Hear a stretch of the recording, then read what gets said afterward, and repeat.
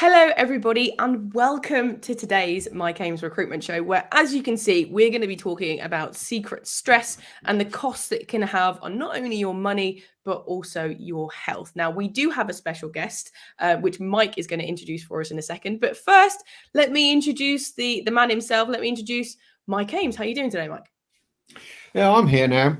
Relax, everybody. Yeah, I'm in great shape, actually. Do you know why I'm in great shape, Kirsty? Why? Because I'm going on my holidays next week. Oh, that'll do it, won't it? I'm breaking up this afternoon and I'm away off to Lanzarote. Bit of sunbed time. If ever there was a man that needed a sunbed and an audible, it's me. So I'm going to be doing that.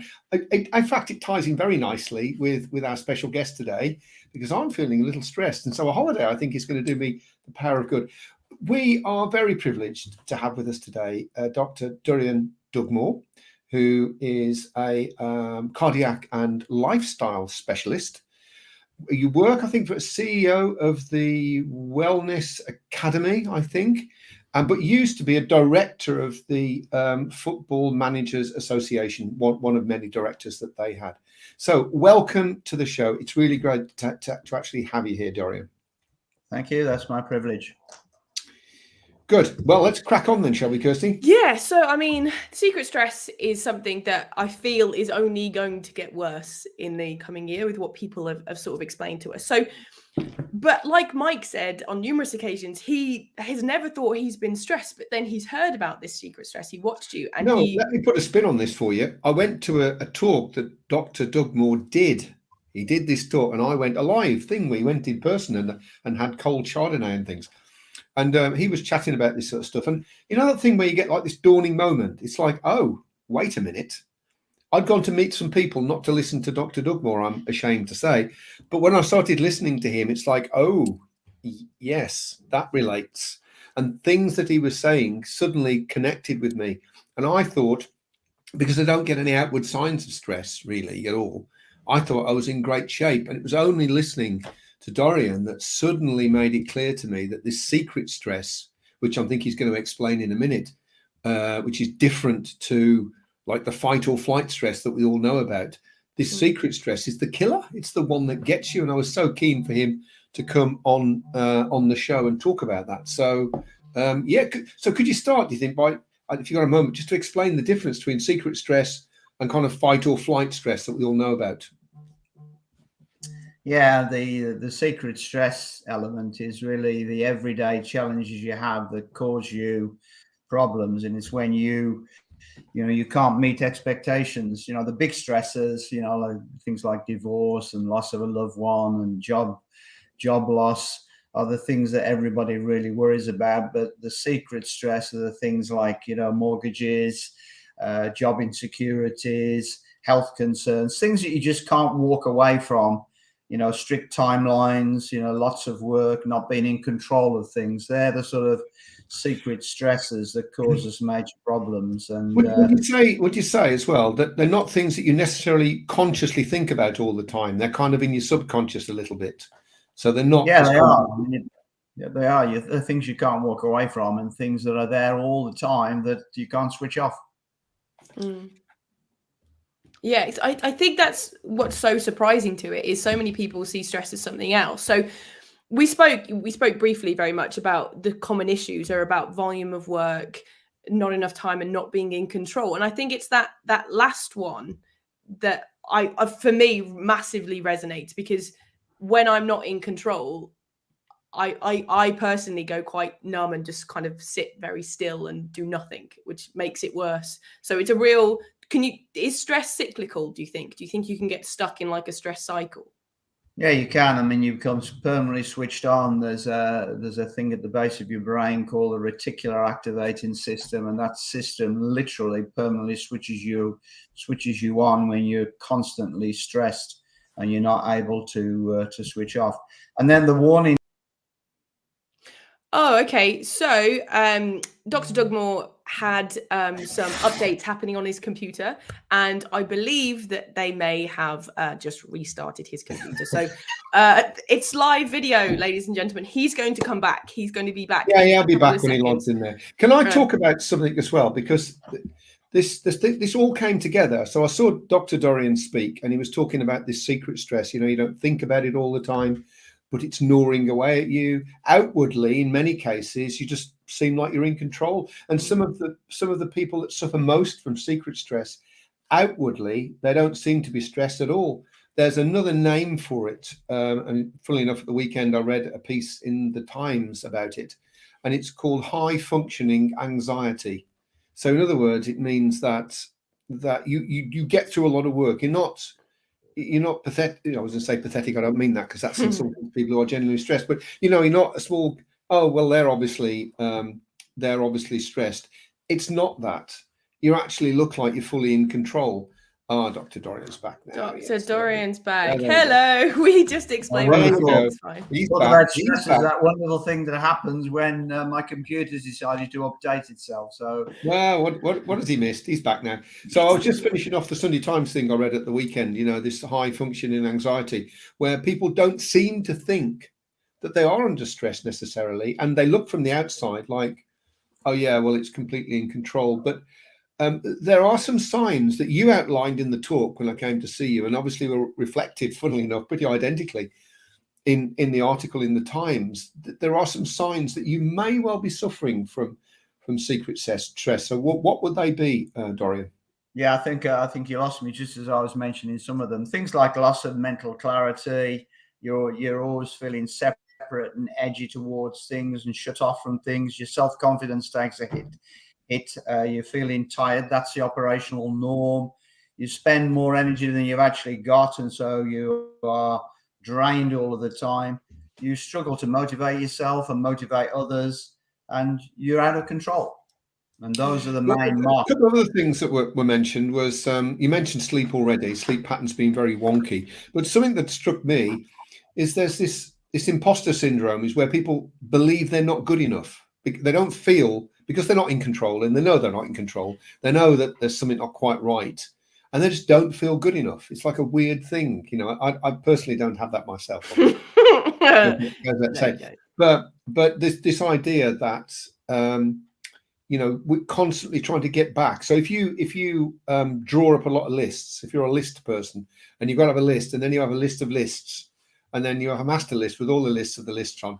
If you're that kind of person, again, that can be a sign, I think, that you are suffering from the secret stress or HFA, and it's really time to do something about it, isn't it? Because it's quite damaging, I think, isn't it, Dorian? Yeah, you've got to really simplify it, and I work with a very well-known neuroscientist, Michael Gray, and he's got this idea that at the end of the day, you do a brain dump, and you just take a small card and you just put down the major things that you need to attend to at the end of the day, very, very abbreviated list, and then, step it aside and go to sleep. And that's a really good tip and technique to deal with it. Now, Mike, sorry, Mike, just to let me interrupt. So you sort of alluded to something there that I would really like Dr. Dugmore to go into, which is the damage, because sometimes people think, oh, I'm functioning, I'm getting stuff done, I may feel stressed, but there's actually some sort of, there is some damage that this kind of stress can do to you, isn't it? Yeah, what happens is you actually fire up two little glands on top of your kidneys called the suprarenal glands. And when they get fired up, they produce a series of physiological reactions in your body. Your heart rate rises, your blood pressure rises, your cardiac arrhythmias, some irritable heart rhythms can come into play. Your body chemistry changes. That whole scenario puts a whole series of things into your body that causes these chemical reactions. You have a rise in adrenaline, a rise in a thing called cortisol, which tends to really ramp up things like your blood pressure.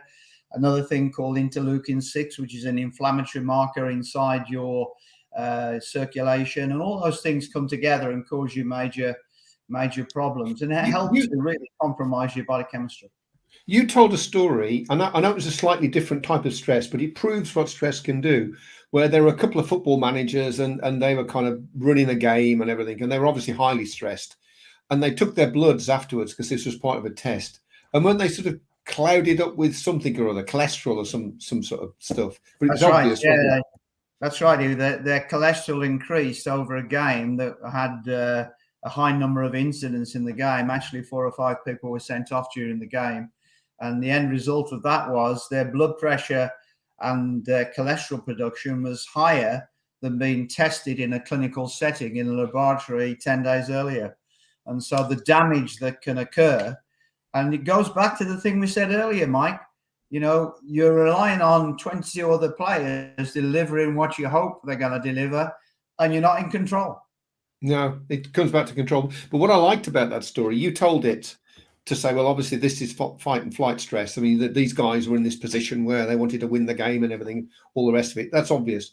But the same effect happens for this secret stress. You know, you are going to be releasing this cholesterol into your bloodstream. You're going to get all these chemicals pumping around you, and it's actually doing damage, isn't it? It's damaging parts of your body, particularly your heart.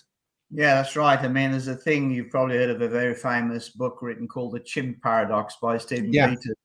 And there's an area in your midbrain called the amygdala. That's the fancy name for it. But basically, that reacts 200 times more readily to simple stresses that we've talked about than your sort of higher centers, your cortex, that always gives you a much more balanced opinion of things.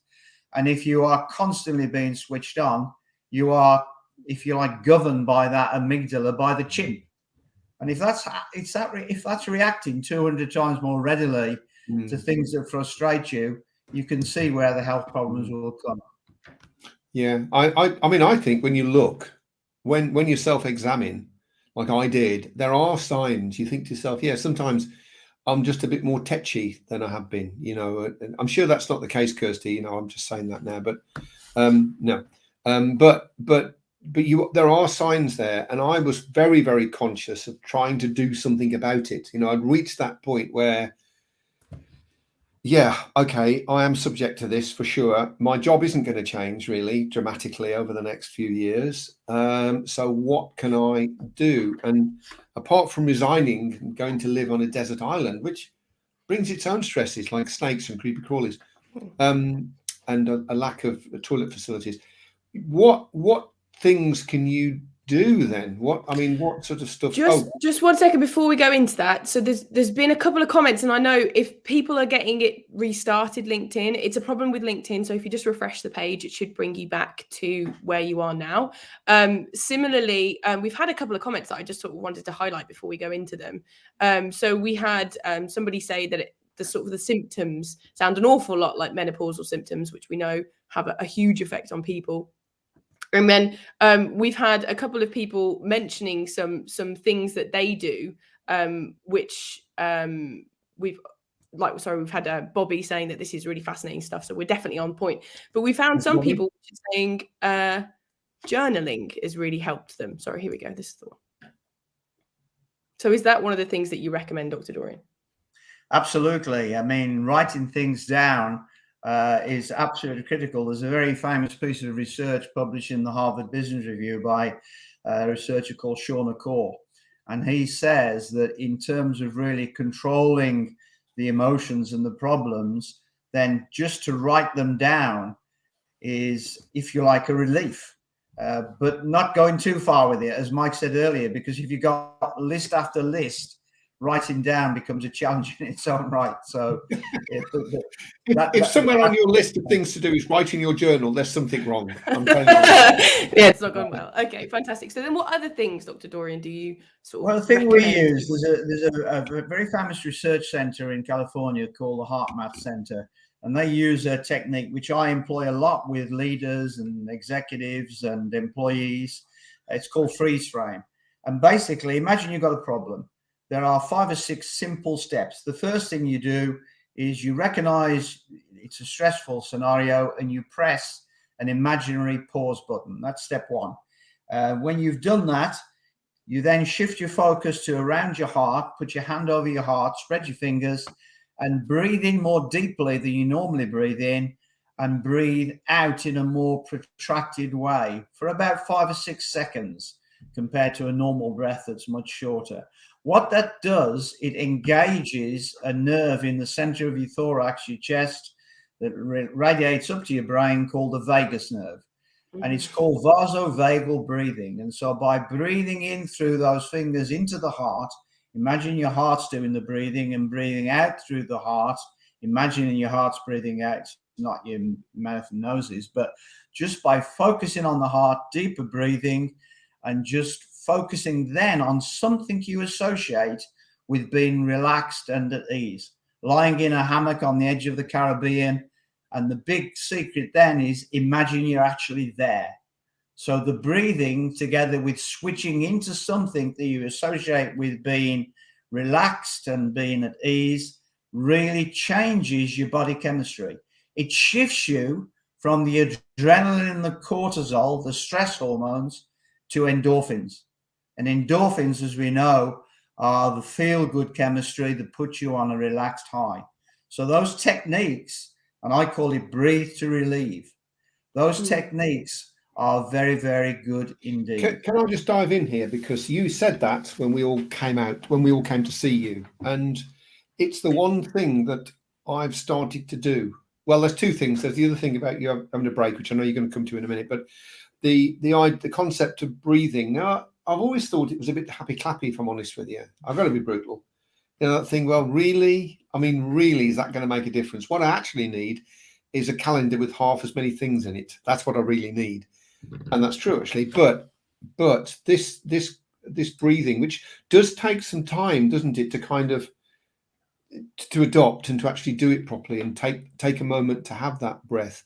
But it really does make a difference. It does. You can feel your body becoming more relaxed if you do that. So I was blown away by that. Still do it now. So yeah, and me, tell you a great story about that. A managing director of a very famous firm came to me when I was in charge of exercise medicine at St George's Park, the International Football Centre, and he spent a whole day with us. And at the end, I taught him the techniques, and I have a system that changes colour when you're doing it properly. And he looked at me and said exactly what you said.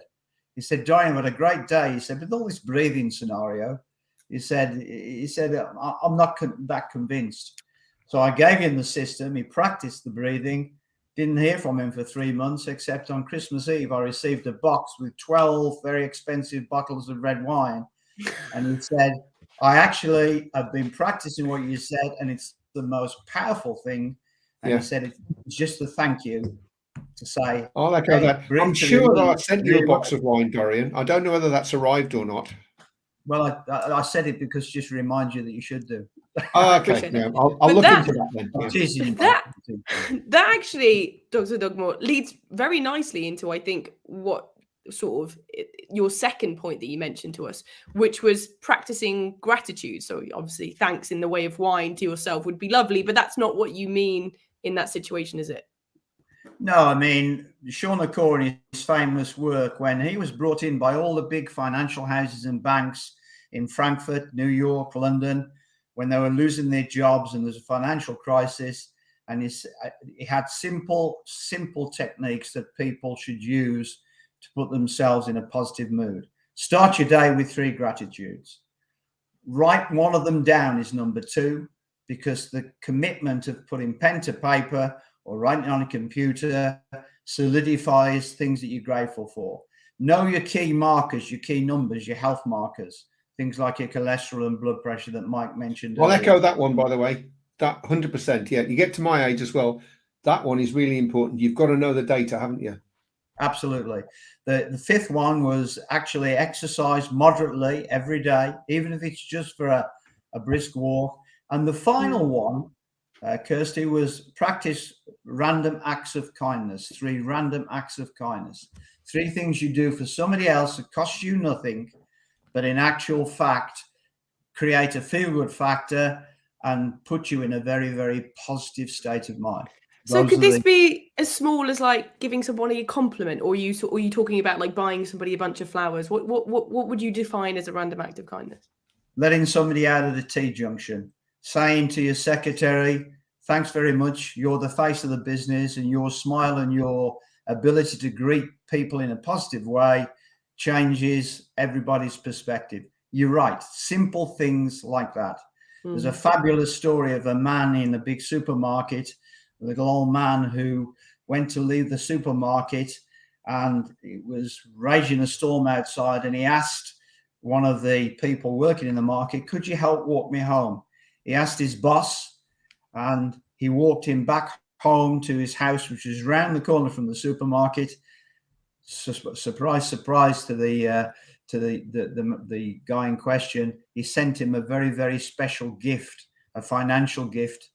And little did he know that that man was a very wealthy man that just appreciated that random act of kindness and was so grateful that the little guy in the supermarket came back with dividends. I'm guessing though that these random acts of kindness, they release a chemical to your bloodstream. They do something which is physical. So it's not just, you know, like if I'm good to the universe will be good to me. It's not that. It's actually something physical happens inside you if you count your blessings or count your gratitudes, or if you're kind to someone. It's actually a physical thing, isn't it? It releases serotonin, the brain connector that really connects all the sort of neurons in your brain. It releases it's called the love chemical, oxytocin, that makes you absolutely feel good. It's a sort of a morphine-like substance. There's a whole series of endorphin-like chemicals that are released that actually benefit your health, relax your circulation, settle you down. You're absolutely right, Mike. Because I didn't want people to think that there's a physical thing about this. This isn't about, well, you do this and that makes you feel better. You do it and something physical happens inside your body, like the breath as well. The way in which you breathe oxygen in and the way in which you just relax, it just has a physical effect on you. These aren't, if I can say the expression again, happy clappy. These are real things, aren't they, that make a difference? Yeah, if you're constantly stressed, you become what we call sympathetically dominated. That simply means that there's a nervous system in your body, two branches. The sympathetic one makes you exactly what it doesn't sound like, makes you permanently switched on. What you want to be is becoming parasympathetically dominated, which is the relaxed nervous system that becomes almost automatic in your body.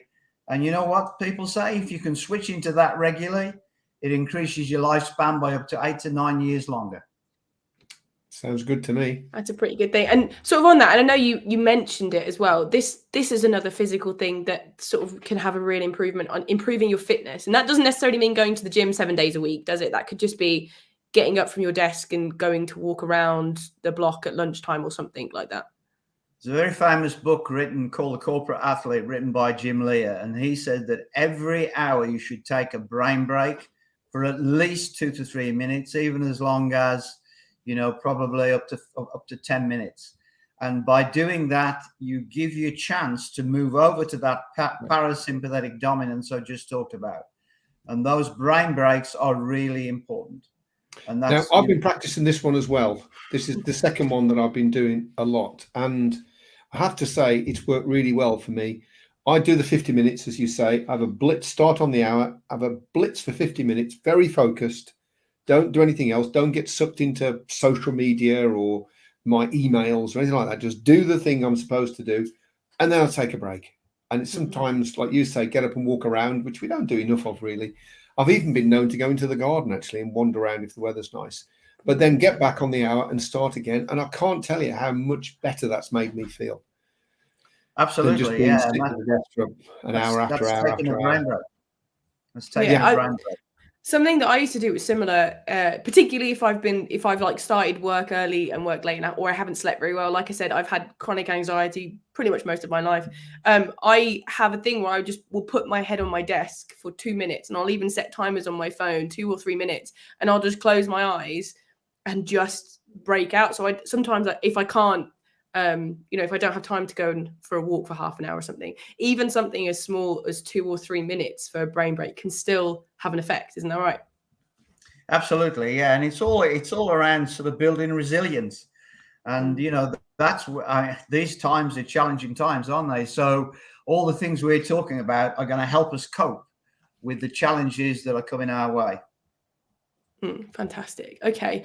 So I do think, I mean, I could listen to you speak on this subject, which is hugely close to my heart. Like I said, I've got chronic anxiety. So I would love to listen to you talk about this all day. Unfortunately, we are coming towards the end of our time now. In a second, Dr. Dugmore, we're coming to you and we're going to ask you, we've spoken about a lot today. You've given a lot of things, and I definitely recommend this being rewatched because there's a lot of books that you've mentioned as well. But we're going to come to you and ask you what the top tip is. If somebody were watching this and were to do one thing, what would that be? So we'll come to you in a second. But before then, Mike, let's talk about who we've got on this show next week. I do believe we are having Kate O'Neill. We are, yes. We're going to be talking about laser training, which is, I say the latest thing. It's been around for a wee while now, but it's really been turbocharged post-COVID, where you don't have to have a full day's training or a half day's training. You can just have somebody, and I need to change this about you. So you can do this laser training, and it's cheaper and it's more effective.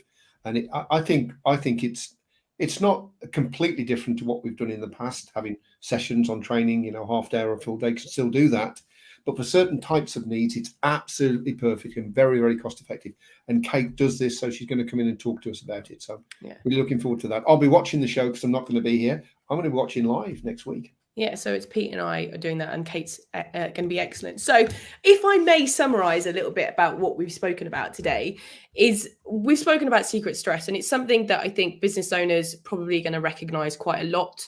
And it's going to be things like you're not going to be sleeping very well. You're going to find yourself feeling stressed and things. And some of those seemingly back of your head stresses can have real physical effects on you. You can increase your cardiac risk. You can have negative changes in your body chemistry. You can have disturbed sleep. All of these things have an effect on you long term. And because human bodies aren't really supposed to have that level of stress. So there's a couple of things that Dr. Dugmore has recommended, taking control of your breath, understanding that your breath has a link to how your body chemistry is, practicing gratitude, make sure that you're aware of what you're grateful for, what's working well for you, celebrate those little wins as well.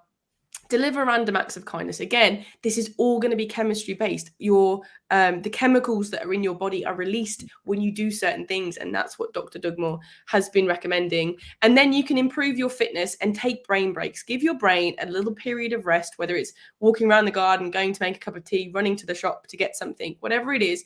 Give yourself a little bit of a break. And I think, Dr. Dugmore, is that a decent summary, would you say? Absolutely. If you said to me, Kirsty, 3 things to remember. Number 1, control the controllables.